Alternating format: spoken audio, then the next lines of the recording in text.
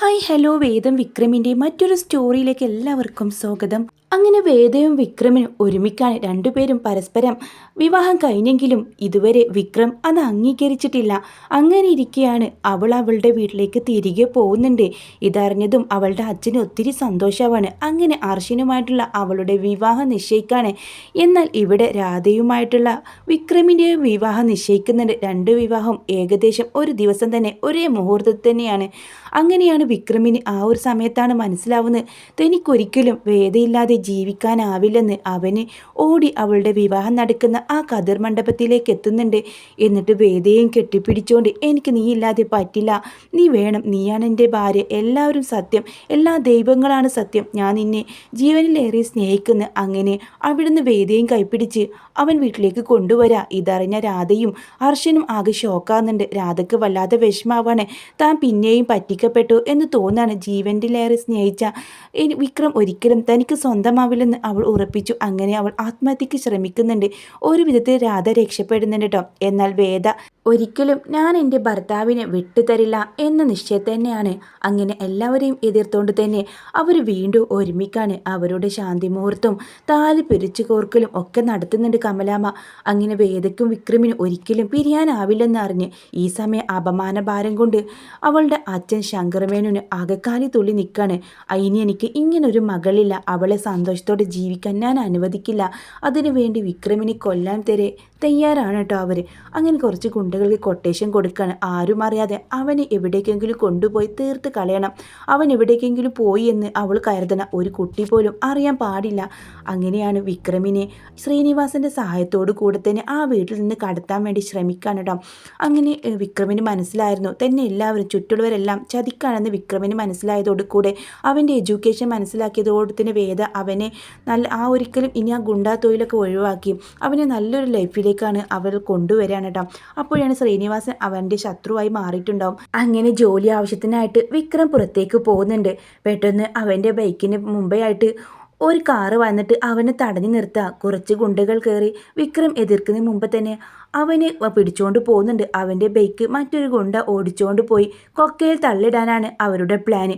അങ്ങനെ ആ ഒരു ബൈക്ക് ഒരു കൊക്കയിലേക്ക് തള്ളിയിടുന്നുണ്ട്. വിക്രമിനെ ആളൊഴിഞ്ഞ ഒരു കെട്ടിടത്തിലേക്ക് കൊണ്ടുപോവാണ്. വൈകുന്നേരമായിട്ടും വിക്രമിനെ കാണുന്നില്ല. അവനെ വിളിച്ചിട്ട് കിട്ടുന്നില്ല. വേദക്കാണെങ്കിൽ ആകെ വേവലാതിയോട് കൂടി അവൾ കോളേജിലേക്ക് പോയിട്ടുണ്ടാവും ഈ സമയം. അങ്ങനെ അവൾ തിരികെ വരുന്ന വിക്രമിനെ നിരന്തരം വിളിക്കുന്നുണ്ട്. കമലാമ്മയോട് ചോദിക്കുന്നുണ്ട്, അമ്മ വിക്രം അങ്ങോട്ട് വന്നു, അവനെ ഓഫീസിലൊന്നും കാണുന്നില്ലല്ലോ. ഇല്ല മോളെ, അവൾ ഇങ്ങോട്ടൊന്നും വന്നില്ല. എന്താ മോളെ? ഇല്ല അമ്മ, അവളെ വിളിച്ചിട്ട് കിട്ടുന്നില്ല, അവന് എവിടെയാണെന്ന് അറിയില്ല.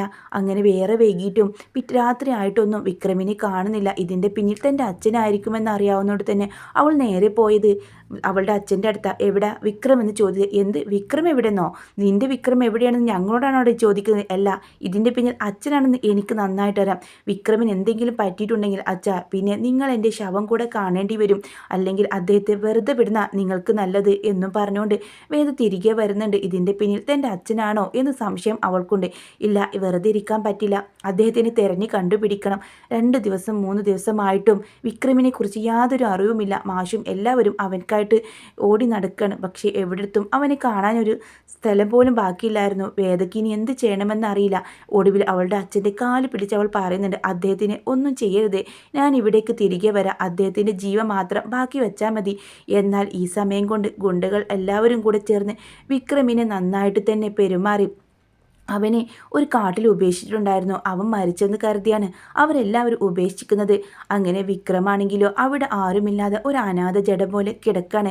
2-3 ദിവസം കഴിഞ്ഞപ്പോഴും അവളുടെ അച്ഛൻ പറയുന്നുണ്ട് വേദയോട്, നീ വിചാരിക്കുന്ന പോലെ ഞങ്ങളാരും അവനെ ഒന്നും ചെയ്തിട്ടില്ല. ഞങ്ങളല്ല, അവനക്ക് ഒരുപാട് ശത്രുക്കളുണ്ടാവും. അവൻ ഇതുവരെ ഗുണ്ടായുസമായിട്ട് നടക്കായിരുന്നില്ല. എത്ര പേരെ അവൻ തല്ലിയിട്ടുണ്ടാവും, കൊന്നിട്ടുണ്ടാവും. അവരാരെങ്കിലും അവനെ തട്ടിക്കളഞ്ഞിട്ടുണ്ടാവും. എടി, നീ അവിടെ ഇവിടെ ഇരുന്ന് മോങ്ങാതെ എണീറ്റ് പോടി, നീ ഇങ്ങോട്ട് വരേണ്ട, ഞങ്ങൾ ഒരിക്കലും അവനെ ഒന്നും ചെയ്തിട്ടില്ല എന്ന് തന്നെയാണ് കേട്ടോ അവളുടെ അച്ഛൻ പറയുന്നത്. എന്നാൽ വേദ പറയും, നിങ്ങൾക്ക് എൻ്റെ കണ്ണീരിൻ്റെ ശാപം നിങ്ങൾ കണക്ക് പറയേണ്ടി വരും. എൻ്റെ വിക്രമിന് എന്തെങ്കിലും സംഭവിച്ചാൽ എല്ലാവരെയും ഞാൻ അഴിയെണ്ണിക്കും എന്നും പറഞ്ഞുകൊണ്ട് വേദ കണ്ണുനീർ തുടച്ച് അവിടെ നിന്ന് ഇറങ്ങുക. അങ്ങനെ 2 ദിവസം കഴിഞ്ഞപ്പോൾ 2 പോലീസുകാർ സുധാകരൻ മാഷിൻ്റെ വീട്ടിലേക്ക് വരുന്നുണ്ട്. മാഷിനോട് പറയാണ്, മാഷേ, ഒരു കാര്യം പറയാനുണ്ട്. വിക്രമിനെ കാണാനില്ലെന്ന് പറഞ്ഞ് ഒരു പരാതി തന്നിരുന്നല്ലോ, ഒരു ബോഡി കിട്ടിയിട്ടുണ്ട്. മാഷി വന്ന് നോക്കിയിരുന്നെങ്കിൽ. ഇത് കേട്ടതും അലമുറയിട്ട് കരയാണ് ശ്രീജയും കമലമ്മയൊക്കെ. അച്ഛനാണെങ്കിലോ നെഞ്ചത്ത് കൈവച്ച് അവിടെ ഇരുന്നു പോവാണ്. ഉറപ്പിക്കാനായിട്ടില്ല മാഷേ, നിങ്ങളൊന്ന് വന്ന് നോക്കിയിരുന്നെങ്കിൽ.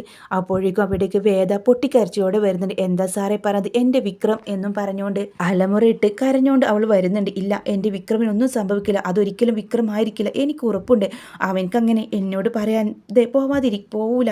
അതെനിക്കറിയാം. അവൻ എന്നോട് പറയാതെ പോവില്ല എന്നും പറഞ്ഞുകൊണ്ട് തന്നെ അവൾ വീണ്ടും വീണ്ടും കരയാണ്. എന്നാൽ അവിടേക്ക് വന്ന പോലീസുകാർ പറയുന്നുണ്ട്, കുട്ടി നീ ഒന്ന് വന്നിട്ട് നോക്കിയിരുന്നെങ്കിൽ ഞങ്ങൾക്ക് അതിന് കാര്യങ്ങളൊക്കെ ചെയ്യാമായിരുന്നു.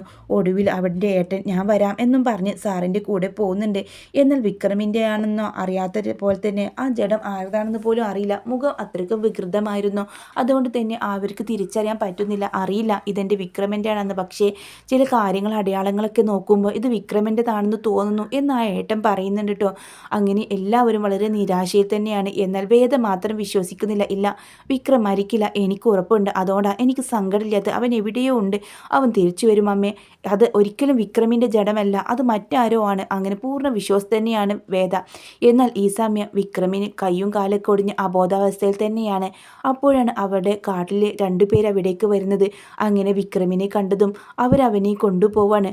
അവിടെ ഒരു ആദിവാസികളാണ് അവനെ കൊണ്ടുപോകുന്നത്. അവനക്ക് വേണ്ടിയുള്ള ചികിത്സകളെല്ലാം അവർ ചെയ്യുന്നുണ്ട്. നീ എവിടെയാണെന്നോ എന്താണെന്നോ ഞങ്ങൾക്കറിയില്ല, പക്ഷേ കാട്ടിൽ ഉപേക്ഷിക്കപ്പെട്ട പോലെ വയ്യാതെ നിലയായിരുന്നു നീ കിടന്നതെന്ന് അവനക്ക് ബോധം വരുമ്പോൾ അവിടുത്തെ മുത്തപ്പൻ പറയുന്നുണ്ട്. അങ്ങനെ പച്ചില മരുന്നുകളൊക്കെ കൊടുത്ത് അങ്ങനെ ഒരുവിധം സുഖമായി എടുക്കുന്നുണ്ട് കേട്ടോ. അപ്പോഴേക്ക് വിക്രമിൻ്റെ മനസ്സിൽ വേദയാണ്. അവൾ തന്നെ കാണാതെ വിഷമിക്കുന്നുണ്ടാവും.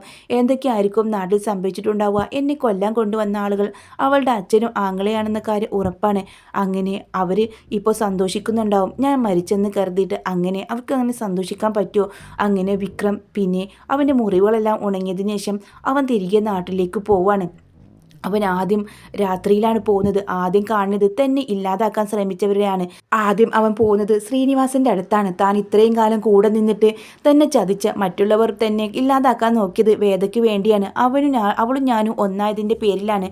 പക്ഷേ ശ്രീനിവാസന് എപ്പോഴും ഞാൻ അയാളുടെ വലങ്കായി നിന്നിട്ട് ഇപ്പോൾ അയാൾക്ക് എന്നെ വേണ്ട. അയാൾ എന്നെ കൊല്ലാൻ ശ്രമിച്ചതായിരുന്നു വിക്രമിന് ഏറെ പക. അങ്ങനെ ശ്രീനിവാസൻ എഴുതി നോക്കുന്ന സമയത്ത് ജനാൽ വഴിയിലൂടെ തന്നെ നോക്കി നിൽക്കുന്ന വിക്രമിനെ കണ്ടതും അയാൾ ആദ്യം പ്രേതമാണെന്ന കരുതി അയാൾ നിലവിളിയോട് കൂടി ഓടിപ്പോകുന്നുണ്ടായിരുന്നു. എന്നാൽ വാതിലിൻ്റെ മുമ്പിൽ വിക്രമിനെ കണ്ടപ്പോൾ അയാൾ ഉറപ്പിച്ചു വിക്രമിൻ്റെ പ്രേതൻ തന്നെയാണെന്ന്. അങ്ങനെ അറ്റാക്ക് വന്നിട്ടാണ് ശ്രീനിവാസൻ നെഞ്ചത്ത് കൈവച്ചുകൊണ്ട് തന്നെ അവിടുന്ന് മരിക്കുന്നുണ്ട് കേട്ടോ. എന്നാൽ വിക്രമിന് അതിൽ ഒന്നും ചെയ്യേണ്ടി വരുന്നില്ല. വിക്രമിനെ കണ്ട് പേടിച്ച് തന്നെ ശ്രീനിവാസൻ പണി തീരുന്നുണ്ട്. അങ്ങനെ ശ്രീനിവാസൻ്റെ ജഡം ഒക്കെ കൊണ്ടുപോകുന്നതാണ് പിറ്റേന്ന് കാണിക്കുന്നത്. ഇതുകൊണ്ട് കൂടെ തന്നെ അവിടുത്തെ ആൾ പറയുന്നത് അറ്റാക്ക് വന്ന് മരിച്ചതാണ്, എന്തോ കണ്ട് പേടിച്ചാണ്. ഈ സമയം വേദയുടെ അച്ഛനും ചെറിയൊരു പേടി, ഇനിയിപ്പോൾ വിക്രമെങ്ങാനും എന്തോ ഒക്കെ അയാൾക്ക് ഒരു തോന്നൽ വരികയാണ് കേട്ടോ. അങ്ങനെ വിക്രമിനും അയാളെ മുമ്പിലെത്തുന്നുണ്ട്. നിങ്ങൾ എന്താ കരുതിയത്?